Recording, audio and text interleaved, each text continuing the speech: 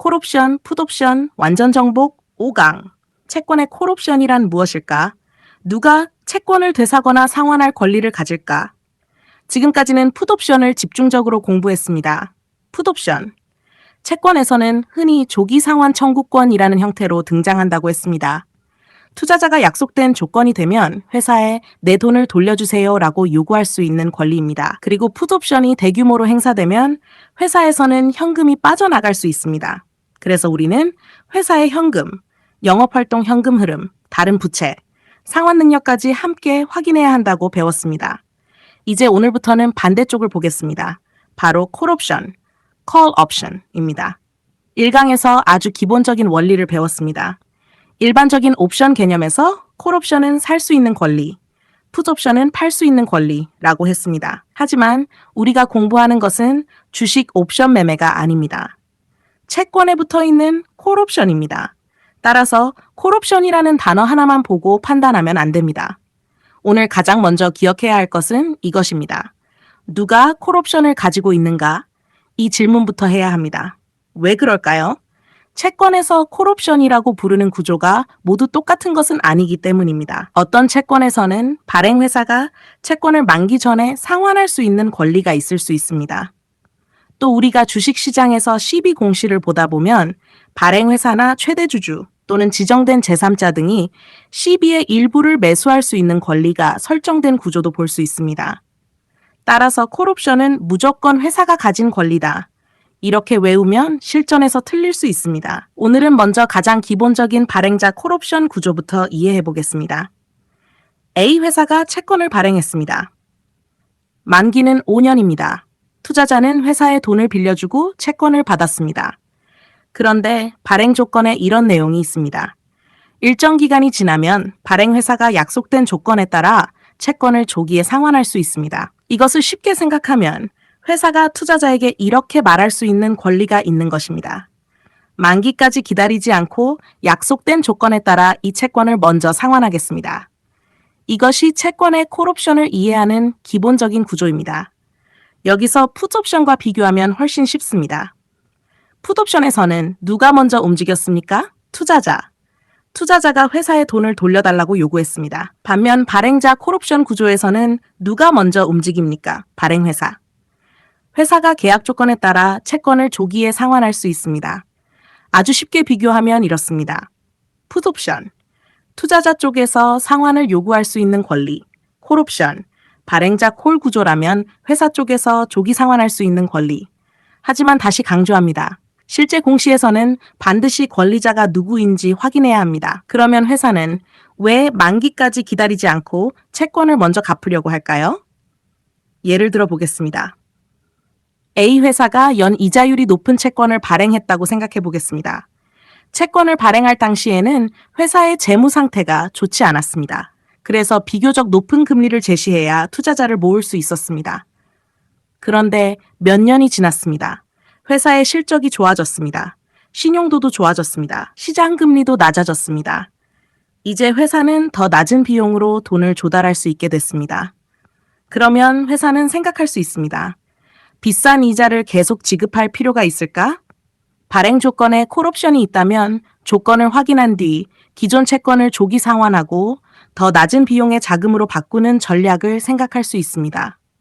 숫자로 보겠습니다. A 회사가 연 5%의 이자를 지급하는 1,000억 원짜리 채권을 가지고 있습니다. 1년 이자 비용을 단순하게 생각하면 50억 원입니다. 그런데 회사의 신용도가 좋아져 새로운 자금을 연 3% 수준으로 조달할 수 있다고 가정하겠습니다. 1,000억 원에 대한 연간 비용 차이는 단순 계산으로 20억 원입니다. 기존 채권을 조기에 정리하고 더 낮은 비용으로 자금을 조달할 수 있다면 회사 입장에서는 유리할 가능성이 있습니다. 물론 실제로는 콜옵션 행사 가격, 수수료, 새로운 자금 조달 조건 등도 함께 계산해야 합니다. 하지만 기본 원리는 이해할 수 있습니다. 회사는 자금 조달 비용을 줄이기 위해 콜옵션을 활용할 수도 있습니다. 그렇다면 투자자는 어떨까요? 투자자에게는 반드시 좋은 일이라고 할 수 없습니다. 투자자가 연 5%의 이자를 주는 채권을 계속 가지고 싶다고 생각해 보겠습니다. 그런데 회사가 계약 조건에 따라 콜옵션을 행사합니다. 투자자는 원래 생각했던 기간보다 일찍 돈을 돌려받게 될 수 있습니다. 그러면 투자자는 새로운 투자처를 찾아야 합니다. 그런데 시장에서는 비슷한 위험의 채권이 연 3%밖에 주지 않습니다. 투자자는 예전에 받던 5%의 수익률을 다시 얻기 어려울 수 있습니다. 이런 위험을 쉽게 말하면 좋은 조건의 채권이 예상보다 일찍 끝날 수 있는 위험이라고 이해할 수 있습니다. 이것이 재미있는 부분입니다. 풋옵션에서는 투자자가 선택권을 가지고 있는 경우가 많았습니다. 그래서 투자자의 안전장치 역할을 할 수 있었습니다. 반면 발행자 콜옵션에서는 회사 쪽에 선택권이 있습니다. 따라서 투자자는 자신에게 유리한 채권을 계속 가지고 싶어도 계약 조건에 따라 조기 상환될 수 있습니다. 그래서 채권을 볼 때는 이자율만 보면 안 됩니다. 누가 언제 채권을 끝낼 수 있는가까지 봐야 합니다. 이번에는 우리가 이미 공부한 전환사채, CB와 연결해 보겠습니다. 여기서부터가 주식 투자자에게 특히 중요합니다. CB 공시에서는 콜옵션이라는 표현이 다른 모습으로 등장할 수 있습니다. 예를 들어 최대 주주나 지정된 제3자가 CB의 일부를 나중에 매수할 수 있는 권리를 갖도록 계약할 수 있습니다. 이런 구조에서는 단순히 회사가 채권을 조기 상환하는 문제와는 의미가 달라집니다. 누군가가 CB를 매수하면 그 CB에 붙어 있는 전환권까지 함께 중요해질 수 있기 때문입니다. 예를 들어 보겠습니다. A 회사가 100억 원의 CB를 발행했습니다. 그리고 계약 조건에 CB 일부에 대한 콜옵션이 설정되어 있다고 생각해 보겠습니다. 최대 주주 또는 지정된 제3자가 정해진 조건에 따라 일부 CB를 매수할 수 있습니다. 예를 들어 30억 원어치를 매수할 수 있다고 해보겠습니다. 그러면 그 사람은 단순히 채권 30억 원을 가져가는 것으로 끝나는 것이 아닐 수 있습니다. 그 CB가 전환 가능한 상태라면 향후 주식으로 전환할 수 있는 권리와 연결될 수 있습니다. 그러면 주식 투자자는 질문해야 합니다. 이 콜옵션을 누가 가지고 있지? 얼마까지 가져갈 수 있지? 어떤 가격으로 가져가지? 그리고 그 CB가 주식으로 전환되면 몇 주가 될까? 여기까지 봐야 합니다. 바로 이 때문에 CB의 콜옵션은 지배구조와도 연결될 수 있습니다. 최대 주주나 특수관계인 등이 콜옵션을 통해 CB를 확보하고 향후 주식으로 전환한다면 지분율에 영향을 줄 수 있기 때문입니다. 그래서 CB 공시에서 콜옵션을 발견하면 단순히 콜옵션이 있네 하고 넘어가면 안 됩니다. 반드시 권리의 주인을 찾아야 합니다. 여기서 두 가지 콜 구조를 머릿속에서 구별해 두겠습니다. 첫 번째, 발행자 조기 상환형 콜 구조. 회사가 일정한 조건에 따라 채권을 만기 전에 상환할 수 있는 구조입니다. 두 번째, CB 등에서 볼 수 있는 매도 청구권 형태의 콜옵션. 발행회사나 최대주주, 지정된 제3자 등이 채권의 일부를 매수할 수 있도록 하는 구조입니다. 둘 다 콜이라는 표현이 사용될 수 있지만 경제적 의미와 행사 주체가 다를 수 있습니다. 따라서 공시 원문을 확인해야 합니다. 그렇다면 실제 공시에서 콜옵션을 발견했을 때 무엇을 봐야 할까요? 첫 번째, 누가 행사할 수 있는가? 회사인가? 최대 주주인가? 특수관계인인가?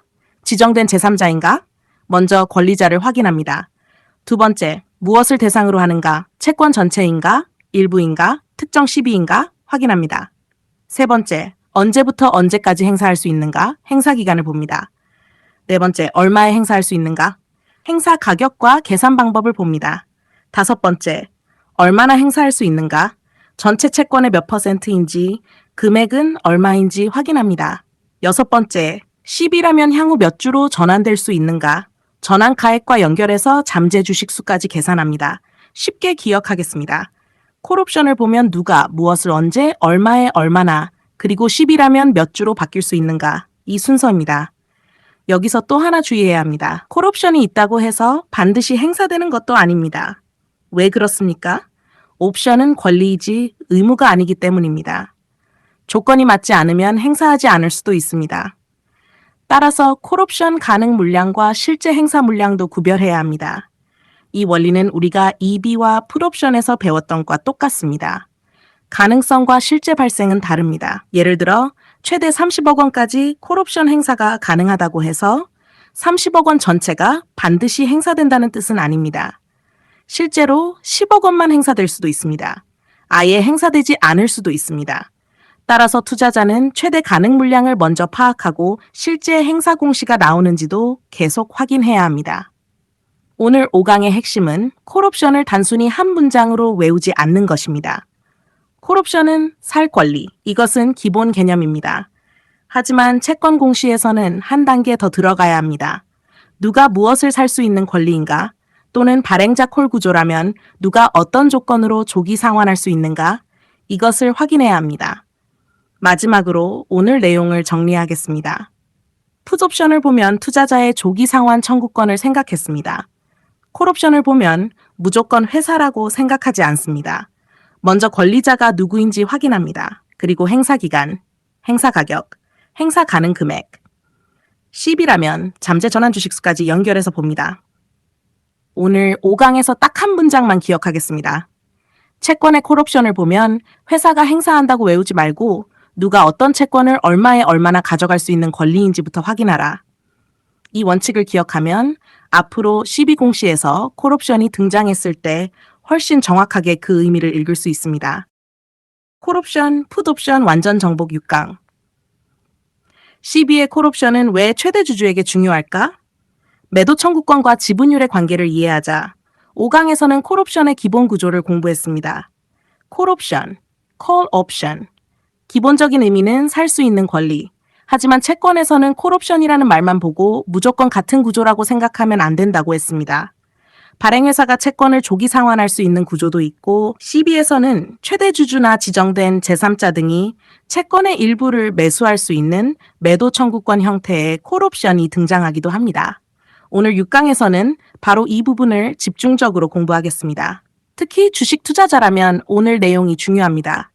왜냐하면 CB의 콜옵션은 단순한 채권 문제가 아니라 최대 주주의 지분율과 지배력 문제로 연결될 수 있기 때문입니다.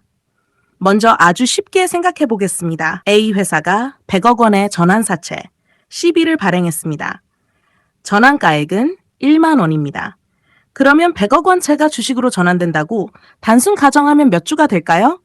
100억 원을 1만 원으로 나누면 100만 주입니다. 즉 CB 100억 원에는 최대 100만 주로 전환될 수 있는 잠재적인 주식이 들어 있습니다.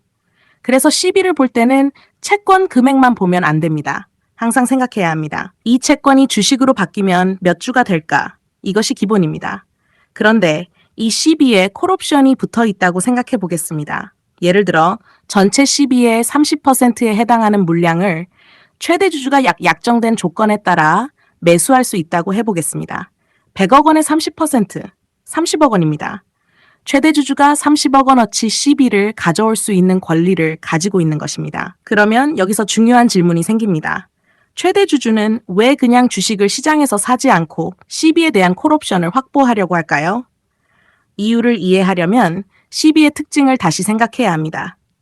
CB는 채권이면서 주식으로 전환할 수 있는 권리가 붙어 있습니다. 최대 주주가 콜옵션을 행사해서 CB를 확보하고 이후 조건에 따라 주식으로 전환한다면 최대 주주의 주식 수가 늘어날 수 있습니다. 즉, 콜옵션이 향후 지분을 확보할 수 있는 수단으로 활용될 가능성이 있는 것입니다. 숫자로 보겠습니다. 최대 주주가 현재 200만 주를 가지고 있습니다. 회사의 기존 발행 주식 수가 1000만 주라고 가정하겠습니다. 단순 계산으로 최대 주주의 지분율은 20%입니다. 그런데 최대 주주가 콜옵션을 행사해서 30억 원의 CB를 확보했습니다. 전환가액은 1만 원입니다. 30억 원을 1만 원으로 나누면 30만 주입니다. 이 CB를 전부 주식으로 전환한다고 단순 가정해 보겠습니다. 최대 주주의 주식은 200만 주에서 230만 주로 늘어납니다. 하지만 여기서 주의해야 합니다. 지분율을 계산할 때는 최대 주주의 주식 수만 늘려서 계산하면 안 됩니다. CB가 신주로 전환되면 회사의 전체 발행 주식 수도 늘어날 수 있기 때문입니다. 예를 들어 기존 발행 주식이 1000만 주였습니다. 최대 주주가 전환한 30만 주가 신주라면 전체 주식 수도 1030만 주가 됩니다.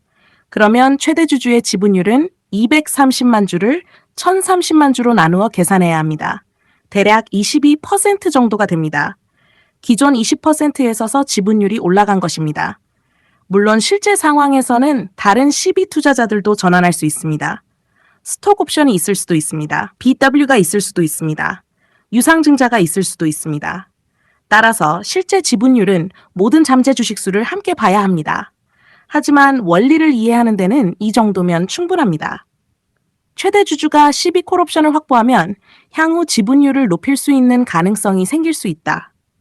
그렇다면 회사는 왜 처음부터 이런 콜 옵션을 넣어 놓을까요? 여러 이유가 있을 수 있습니다. 예를 들어 회사는 외부 투자자에게 CB를 발행해 당장 필요한 자금을 조달합니다. 하지만 CB 전체가 외부 투자자에게만 남아있다가 모두 주식으로 전환되면 기존 최대 주주의 지분율이 희석될 수 있습니다. 이때 계약에 따라 일부 CB를 최대 주주나 지정된 사람이 다시 매수할 수 있도록 권리를 설정할 수 있습니다. 그러면 최대 주주는 향후 일부 CB를 확보해서 지분 희석에 대응하거나 경영권을 방어하는 데 활용할 가능성이 있습니다. 쉽게 비유해 보겠습니다. 피자가 10조각 있습니다. 최대 주주가 2조각을 가지고 있습니다. 지분율은 20%입니다. 그런데 CB가 전환되면서 새로운 피자 조각이 많이 생깁니다. 최대 주주가 가진 조각은 그대로인데 전체 조각 수가 늘어나면 최대 주주의 비율은 낮아집니다. 이것이 지분 희석입니다. 그런데 최대 주주가 CB 일부를 가져올 수 있는 콜옵션을 가지고 있다면 어떨까요? 최대 주주도 CB를 확보하고 주식으로 전환해 자신의 조각 수를 늘릴 수 있습니다. 그러면 희석을 일부 방어할 수 있습니다. 이것이 CB 콜옵션과 지분율을 연결해서 보는 가장 쉬운 방법입니다. 하지만 여기서 중요한 문제가 있습니다. 최대 주주에게 콜옵션이 있다고 해서 무조건 최대 주주에게 좋은 것도 아니고 기존 주주에게 무조건 나쁜 것도 아닙니다. 조건을 봐야 합니다. 가장 중요한 것이 얼마에 가져갈 수 있는가입니다. 예를 들어 CB를 처음 발행할 때 전환가액이 1만 원이었다고 하겠습니다. 그런데 몇 년 뒤 회사의 주가가 3만 원이 됐습니다.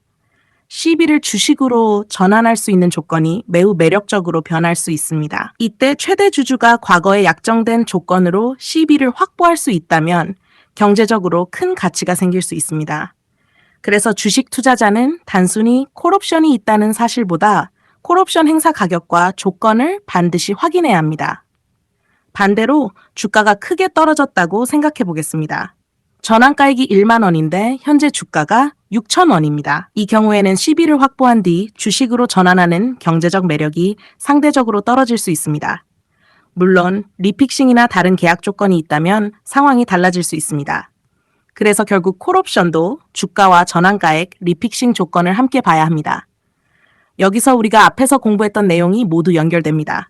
전환가액, 리픽싱, 전환 가능 주식수, 오버행, 그리고 콜옵션, 이것들이 따로 존재하는 것이 아닙니다. 하나의 CB 안에서 서로 연결되어 있습니다.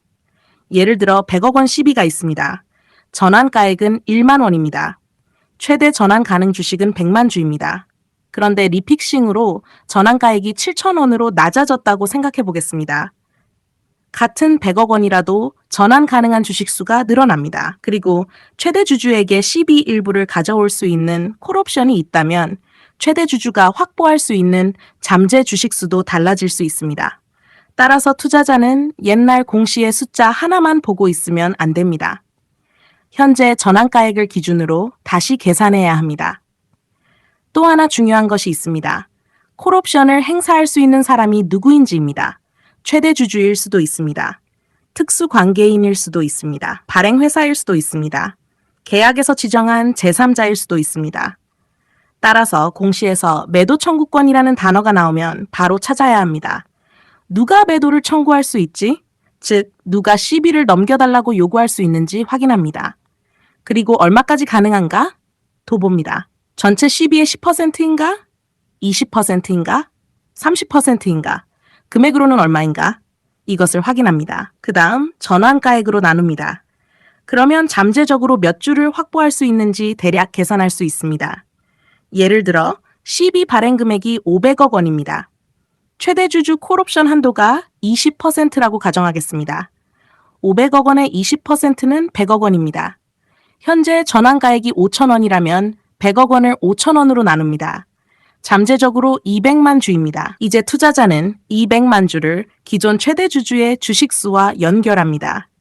그리고 전체 발행 주식수와 비교합니다. 그러면 최대 주주의 지분율에 어느 정도 영향을 줄 수 있는지 대략적인 그림이 보입니다. 하지만 여기에서도 가능성과 실제를 구별해야 합니다. 콜옵션 한도가 100억 원이라고 해서 최대 주주가 반드시 100억 원 전체를 행사한다는 뜻은 아닙니다.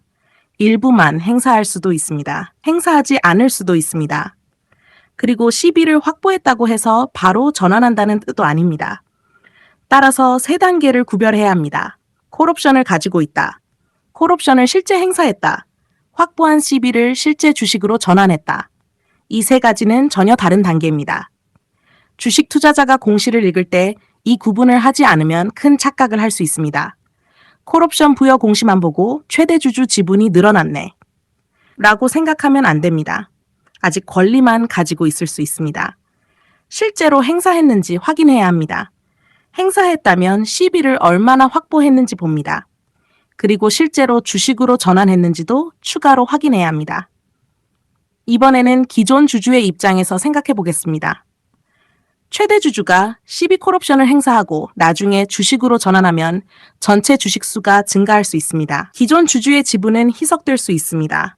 하지만 최대 주주의 지분율이 높아져 경영권이 안정된다면 시장에서는 그것을 긍정적으로 평가하는 경우도 있을 수 있습니다. 반대로 최대 주주에게 지나치게 유리한 조건으로 콜옵션이 설정되어 있다면 기존 주주 입장에서는 조건의 공정성을 꼼꼼하게 살펴볼 필요가 있습니다. 따라서 콜옵션은 무조건 호재도 아니고 무조건 악재도 아닙니다. 결국 조건입니다. 이제 실전적으로 시비 콜옵션 공시를 보면 7가지를 확인하겠습니다. 첫 번째, 콜옵션 권리자는 누구인가? 두 번째, 전체 시비 가운데 얼마까지 행사할 수 있는가? 세 번째, 언제부터 언제까지 행사할 수 있는가? 네 번째, 어떤 가격으로 시비를 가져올 수 있는가? 다섯 번째, 현재 전환가액은 얼마인가? 여섯 번째, 콜옵션상 시비가 주식으로 바뀌면 몇 주인가? 일곱 번째, 그 주식수가 최대 주주의 지분율과 기존 주주의 희석에 어떤 영향을 주는가? 이 순서로 보면 됩니다. 아주 쉽게 줄이면 이것만 기억해도 됩니다. 누가, 얼마를, 얼마에, 언제, 그리고 몇 주로 바뀌는가? 마지막으로 지분율이 어떻게 변하는가? 이제 오늘 내용을 정리하겠습니다. 시비의 콜옵션, 특히 매도 청구권 형태의 콜옵션은 단순히 채권을 사고 파는 문제가 아닙니다. 최대 주주나 지정된 사람이 시비를 확보할 수 있고 그 시비가 주식으로 전환된다면 향후 지분율과 지배구조에 영향을 줄 수 있습니다. 그래서 시비 콜옵션을 보면 반드시 전환가액과 잠재 주식수까지 계산해야 합니다. 그리고 가장 중요한 것은 가능성과 실제를 구별하는 것입니다. 콜옵션이 있다는 것, 콜옵션을 행사했다는 것, 시비를 확보했다는 것, 그 시비를 주식으로 전환했다는 것, 이것은 모두 다른 단계입니다. 마지막으로 오늘 6강에서 딱 한 문장만 기억하겠습니다. 시비의 콜옵션은 최대 주주가 미래의 지분을 확보하는 수단이 될 수 있으므로 권리자와 행사 금액만 보지 말고 전환가액, 잠재 주식수, 최종 지분율까지 계산해야 한다.